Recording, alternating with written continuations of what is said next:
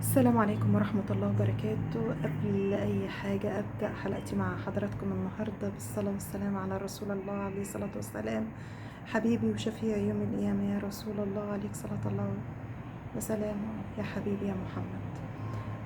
يقولوا إيه في المثل؟ تسلم الشدة اللي بتبين لنا الحبيب من العدو، واللي بتخلينا نكتشف ناس في حياتنا عمرنا ما كنا نعرف ان هم بالطيبة دي، وعمرنا ما كنا نعرف ناس تانية انهم بالشر ده وبالاخلاق دي وبالطباع دي ولا بالنفسية دي من ناحيتنا. الشدة لما بتيجي على اي واحد فينا بتخلينا نكتشف حتى نفسينا في صبرنا، في ارادتنا، في تحملنا على المصائب والشدائد اللي الواحد بيعدي فيها. بس للأسف أكتر حاجة بنتفاجئ بيها وبتصدمنا في الشدة غير مصيبتنا اللي احنا بنكون واقعين فيها، إن أقرب الناس لينا هم بيكونوا أقرب أعداء لينا. إزاي؟ للأسف ده اللي بيحصل. بنتفاجئ إن أقرب الناس هم أكتر ناس ضرونا، وإن أكتر ناس ما بيحبوناش، وإنهم أكتر ناس عايزين الأرض تتشق وتبلعنا، سواء بيربطنا بيهم صلة رحم، سواء بيربطنا معاهم عيش وملح، سواء بيربطنا معاهم علاقات صداقة من زمن الزمن. بدليل ان احنا لما في زماننا دلوقتي الواحد لو اتعرض عليه مبلغ مالي علشان يبيع صاحبه بيبيعه، وبيخبطه في ظهره، وبيغدر بيه، وبيأذيه، وبيعرضه للمخاطر اللي محدش في الدنيا ممكن يتخيلها. والشخص اللي هو واقع في المصيبة أو في المشكلة دي يفتكر إن يعني حد غريب هو السبب ورا مشاكله، ويتفاجئ بعد فين وفين إن أقرب الناس ليه هو ده اللي أذيه، أو هو ده اللي مدمره، أو هو ده اللي باعه بتمن أو بهدية أو بمصلحة أو بترقية أو بوظيفة أو بإغراء، حتى لو كان إغراء كاذب لأي شيء هو بيتمناه. ازاي ان احنا ممكن نغدر ببعض بالمنظر ده؟ ازاي ممكن نخون العيش والملح اللي بناكله مع بعض علشان نضحي مثلا بصديق عمر، ولا بصديقة عمر، ولا بأخ، ولا بأخت، ولا بأقرب الناس لينا، نبيعه كده بأي حاجة يعني لا تذكر، لا تذكر، حتى لو كان ملايين الدنيا قدام الصداقة وقدام العلاقة الطيبة اللي بين الناس من زمن الزمن. ملايين الدنيا قدامها ما تسواش حاجة، بس في زماننا ده عشان أكون واقعية معاكم لا، بتسوى كل حاجة. بنتفاجئ كمان واحنا في شدتنا ان الابن ممكن يبيع امه، او ممكن يغدر بامه، او ممكن يغدر يعني باخوه، او يعني بيغدر باقرب الناس ليه علشان خاطر مصلحة، علشان خاطر يعني تاب او موبايل ايفون او هدية هو كان بيتمناها، يغدر بامه مثلا ويضحي بيها. ممكن نفاجئ ان الزوج يغدر بزوجته ويطلقها ويرميها في الشارع هي وعيالها، ويضحي بعشرة السنين علشان واحدة مثلا تانية معاها فلوس اكتر، او مثلا اغرته انها تفتح له مشروع، او انها اغرته ان هي هتحط له حساب في البنك او هتجيب له عربية. الأب ممكن يرمي طفل لا حول ليه ولا قوة ملوش ذنب في حاجة علشان خاطر واحدة عجبته بره مثلا وعايز يتجوزها علشان وراها مصلحة، ويرمي ابنه اللي ما يكملش سنتين تلاتة ومش مشكلة عنده، يقولك كده كده هيكبر، وكده كده هيعيش مع أمه، وكده كده هياكل ويشرب، مش مشكلة، والسنين هتعدي، محدش بيموت من الجوع. للأسف اتفاجئنا في زماننا ده بناس يعني ولا كان يخطر في بالنا ان هم يتصرفوا كده، ولا يعملوا كده، ولا يغدروا الغدر ده كله. الاخوات مع بعض لما اخت تقع في مشكلة، اختها التانية ما تقفش جنبها وما تسألش فيها وما تحتويهاش، وتقول لها اصلا انا بيتي وجوزي وعيالي. طب انا لو مش هلجأ للاخت ولا للاخ، الاخ يقول اصلا انا عندي مراتي، اصلا انا البيت عندي مليان، اصلا انا ولادي بياخدوا دروس، اصلا انا فلوسي على قدي، اصل انا بمشي نفسي بالعافية وبكمل شهري بالعافية. ازاي؟ ده الواحد اول ما بيتعور في صباعه بيقول اخ. اخ يعني ايه؟ يعني الاخ يعني اخ، يعني اخوه. هو اللي يقف جنبه، وأول كلمة بينطق على لسانه كلمة أخ. يعني السند والحماية والقوة يعني اقول ايه، بيبقى زي الدرع ليه كده. الاخ لو مش هيلاقي اخوه، والاخت مش هتلاقي اختها، والعيال مش هيلاقوا ابوهم وامهم واقفين جنبيهم يحموهم من غدر الدنيا، يبقى على الدنيا السلام. الاصحاب اللي بياكلوا مع بعض عيش وملح وبيغدروا مع يعني ببعض، وبيبيعوا بعض في لحظة، وبيوقعوا بعض في مشاكل، ده زمن ايه ده؟ وعيش وملح ايه ده؟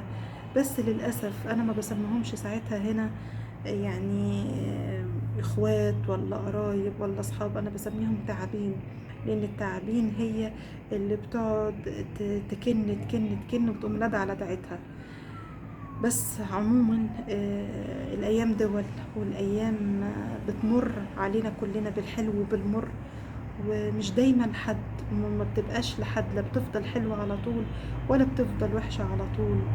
ودايما نقول ايه، تسلم الشدة اللي بتورينا حبيبنا من عدونا. بنتفاجئ ان حبايبنا في بعض الاحيان بيطلعوا اعدائنا، وان الغريب اللي مش من دمنا ولا من لحمنا يقف جنبنا ويساعدنا ويجري معانا ويخاف علينا ويفتح بيته ويحتوينا بكل مشاكلنا. ليه؟ لان في الاول وفي الاخر ده بيبقى بني ادم ضميره حي. لان الانسان اللي يقف جنب حد في كرب او حد مزنوق بيبقى عارف كويس ان بكره يعني مش مضمون، وان النهارده ليك بكره عليك. الايام ما بتبقاش لحد حلوه على طول ولا بتفضل وحشه على طول. ودايما ربنا سبحانه وتعالى كان دايما يحسنا ودايما يأمرنا ان المسلمين دايما يقفوا مع بعضيهم، وان يعني دايما يتحدوا مع بعض. بنفاجئ ان في ناس مش من دمنا واقفين جنبينا، بنفاجئ ناس مش من ديانتنا واقفين جنبينا، بنفاجئ ناس ما كلوش معانا عيش وملح بس مجرد معرفة بيقفوا جنبينا. وان الناس اللي قريبين مننا هم دول اللي بيأذونا، وهم دول اللي بيدمرونا، وهم دول اللي بيتمنوا لنا يعني الشر من كل قلبهم. ليه؟ ليه؟ انت ضامن نفسك؟ انت ضامن ولادك؟ انت ضامن اهل بيتك؟ انت ضامن حاجة في دنيتك؟ ولا نفسك اللي طالع وخارج وممكن ما يدخلش تاني؟ ما تتمنى الخير للغير وتقف جنبه، عشان انت لو جرالك حاجة بكرة تقف معاه، يقف معاك ويرد لك الجميلة اللي انت عملتها معاه النهاردة. ليه نتمنى الشر لبعض؟ وليه نأذي بعض؟ وليه نغدر ببعض؟ مش مستاهلة، مش مستاهلة. لاننا لا هناخد فلوس ولا هناخد عيال ولا هناخد ذهب ولا هناخد حاجة، بس يمكن الوقفة اللي نقفها جنب بعضينا النهاردة تقعد في قبرنا وتقعد في آخرتنا. وهي دي اللي تدوم، وهي دي اللي يعني ولادنا يكتسبوها مننا عشان يكونوا امتداد لينا بعمل الخير يعني بمساعدة الناس وبتمني الخير لبعضينا. هتستفادي ايه لما تأذي مثلا سلفتك؟ هتستفاد ايه لما تغدر بمراتك وتغدر بابنك ولا ببنتك؟ هتستفادي ايه انتي لما تغدري مثلا باختك وما تفتحلهاش بيتك وما تحتويهاش في مشكلة؟ انت ضامنه نفسك؟ ما ممكن النهارده جوزها يكون في مشكله معاها، بكره انت تكوني في مشكله، والبيت اللي انت تفتحيه النهارده يتفتح لك بكره من عند اختك وهي حالها يكون كويس وتفتح لك البيت. لان مش هتلاقي الا اختك اللي تترمي في حضنها هتكون أأمن واحده عليكي. ايه اللي هنستفاده؟ هنستفاد ايه لما نشهد زور على بعض؟ هنستفاد ايه لما نألف على بعضينا كلام مش صحيح عشان نوقع بعض في مصايب؟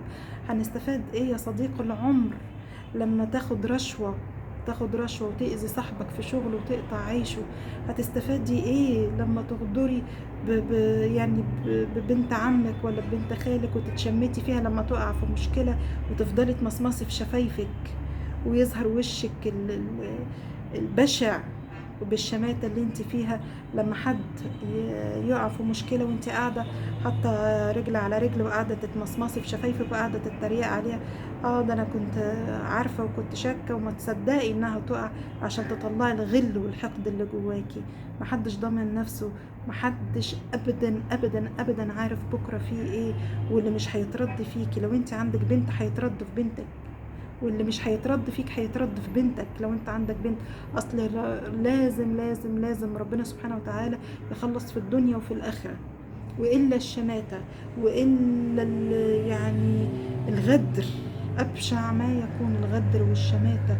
صعب إن احنا نتعامل مع بعض، وصعب إن احنا نثق في بعض، ولا واحدة تقعد مع صاحبتها وتحكي لها أسرارها والتانية تطلعها بره، ولا بنت عمة ولا بنت خالة ولا صديقة ولا قريبة تبقى مثلا واحدة تمناكي على أسرارها والكلام ده كله، وتروحي تفتني علشان توقعيها في مشكلة وتتشفي فيها. وكل واحد عنده نقطة ضعف، وكل واحد عنده ما يكفيه من حياته. انتي بتعملي كده ليه؟ ممكن يعني زي ما قلت لكم، محدش طبعا يتمنى كده، بس لو حد عنده بنت، الشر اللي هيعمله النهارده هيتقعد فيه بكره، هيتقعد في البنت دي بكرة، هيتقعد في ابنك بكرة. ما لازم ربنا يوجعك من نفس الكاس أو يوجعك من نفس الكاس. يا جماعة الدنيا صغيرة جدا جدا جدا، بس حلاوة الشدة رغم مرارتها إنها بتظهر الوشوش على حقيقتها، وبتنزل الأقنعة، وبتبين القلوب من جوه. القلوب من جوه عليها لحم مداريها. بس للأسف لما بتظهر الشدائد وبتظهر المحن، بتظهر معاها كمان القلوب، سواء بيضة كانت أو سواء سودة كانت. فعلينا ان احنا نكتفي بنفسينا، نكتفي بنفسنا جدا جدا. لو الدنيا فضيت علينا هيكون اكرم واشرف لينا ان احنا نعيش لوحدينا، نعيش في حدود جدا، يعني محدودين في التعامل مع الناس. لان واضح ان الزمن ده بقى زمن غريب وزمن غدار، مبقاش زي الاول، ومحدش بيتمنى الخير لحد، ومحدش بيتمنى السعادة لحد. بالعكس كله بيقول يلا نفسي، وكله بيتشفى وبيتغل وبيأذي على قد ما بيقدر. ووقت ما الواحد بيقع ما بيلاقيش حد جنبه إلا ربنا سبحانه وتعالى. هو اللي بينجينا، وهو اللي بيقوينا، وهو اللي بيقومنا تاني في كل ما احنا ممكن نقع فيها. فما ننتظرش أي معروف من أي حد، وما نتعشمش خير في حد، لان للأسف ممكن يظهر وش بس في الباطن حاجة تاني، وبيتصرف بموجب الموطن السيء اللي جواه بأي ضغينة هو عايز يعملها عشان يوقعنا في مشاكل. نكتفي بنفسينا، ونكتفي بالقرآن الكريم، ونكتفي بالصلاة، ونكتفي بان احنا نقفل على نفسينا الباب. وزي ما قلت لحضراتكم تسلمي يا شدة اللي بتبين حبايبنا من عدونا، وتسلمي يا شدة اللي بتظهر لنا التعابين اللي في حياتنا. ربنا يكفينا ويكفيكوا شر المصايب اللي في الدنيا، ويكفينا شر الغدر، ويكفينا شر الشماتة اللي للأسف بنتفاجئ فيها. بس ممكن تكون متأخرة شوية، بس بنتفاجئ يعني بيها. بس امتى؟ لما بنقع، ولما بتشتد المحنة علينا، ولما بتمر بينا الأيام بقساوتها، وتمر من علينا بقساوتها. يا رب يكفينا ويكفيكوا زي ما قلت لحضراتكم من كل قلبي، يكفيكوا شر يعني الغيب، يكفيكوا شر الغيب، وما تشوفوا إلا كل خير وكل سعادة. وتسلم الناس اللي وقفت جنبينا وساعدتنا، وكانت قلوبها مليانة بالخير. وحسبي الله ونعم الوكيل في اللي أذونا واللي اتمنوا لنا الشر والأيام دول. السلام عليكم.